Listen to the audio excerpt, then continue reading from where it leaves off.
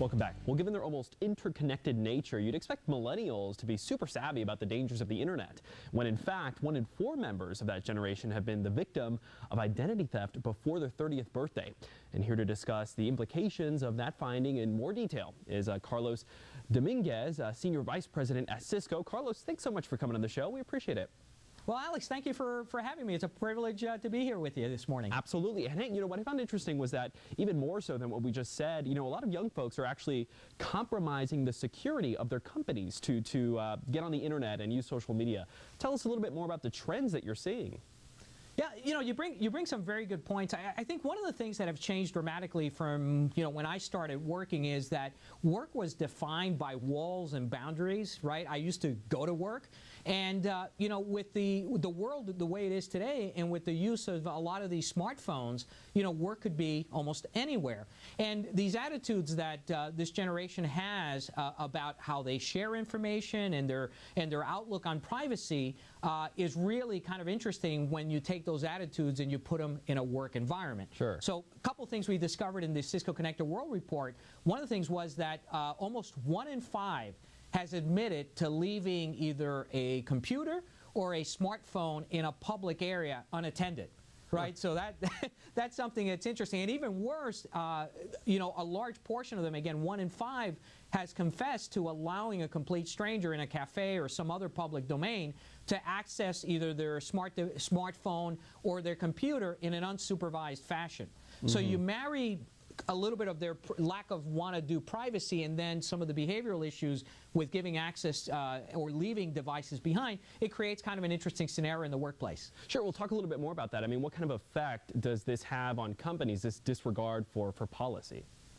Well, it's kind of could be very concerning, and the key thing to understand is some of the attitudes. So a couple of things that are important to note. Number one is that 80% of the surveyed group they basically think that the policies that corporations that they work for are actually outdated or kind of useless. Mm-hmm. So that's a kind of an interesting fact. The second thing is they also believe that company information and protecting company information is not their responsibility. It is the responsibility of the company.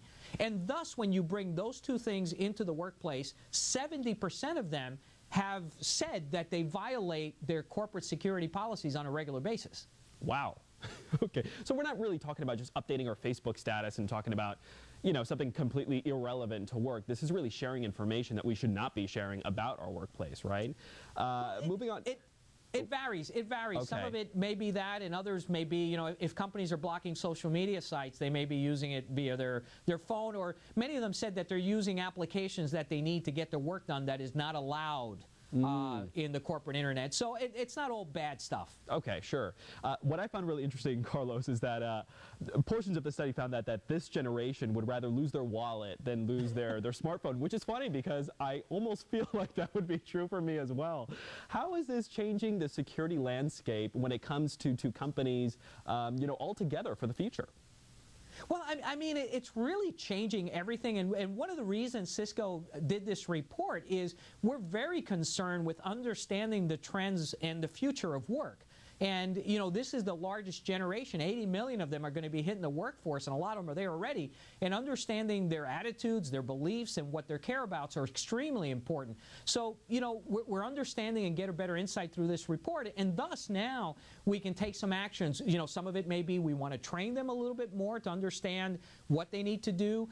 And it's also, on the reverse side, it's opening up, I think, a lot of the senior leadership eyes in these large corporations that are making these policies and saying, hey, if we want to recruit this generation, maybe we need to do things a little bit differently. Or even challenging, why we're blocking some of these sites. Is it for productivity? Is it for security concerns? And I think it's challenging both sides of the fence, and the answer is going to have to be addressed on both sides. Well, talk a little bit more about that, how recruitment is going to change, because, a lot of young folks will not accept a job if they realize that they can't maybe log on to Facebook a couple times a day, maybe tweet a couple times a day.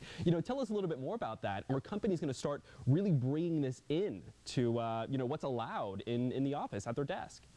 Well, there's actually varying levels of this, Alex. So, one of the really, interesting data points is that today, 3 out of 10 companies are actually blocking social media sites from the corporate intranet. And, you know, I have this dialogue with a lot of the senior leadership, and I always ask them this question. I said, are you taking their mobile phones away when they enter the workforce? And the answer is no, right? So if you're not taking that phone away from them, you're not blocking it. And as we've seen, you know, with what happened with the Arab Spring in Egypt and everything else, if at a country level you can't block social media, you're sure as hell not going to be able to block it at the workplace. Sure. So, you know, it really is challenging our attitudes, and at a leadership level, what are the things we should be doing? The other thing that they're crying out loud, very, very much so, not only on access to social sites, but they also want flexibility. You know, they want the ability to be flexible and have a flexible workday and flexibility in how they work. Sure, absolutely. Hey, Carlos, thank you so much. It was actually really, really interesting. You know, I think things are going to change. You see a lot of companies actually incorporating, you know, social media into their company. So you never know what's going to happen. But thanks so much for coming on the show. We really appreciate it. Thank you for having me. And I don't think companies have a choice but to change. And if they want to find out more information, your viewers want more, you can do so by going to Cisco.com, and all you got to do is search Connected Report. All right. Thank you, Alex. Thanks so much, Carlos. We appreciate it. Well, the Morning Blend has to take a short break, but we will be right back before you know it. See you soon.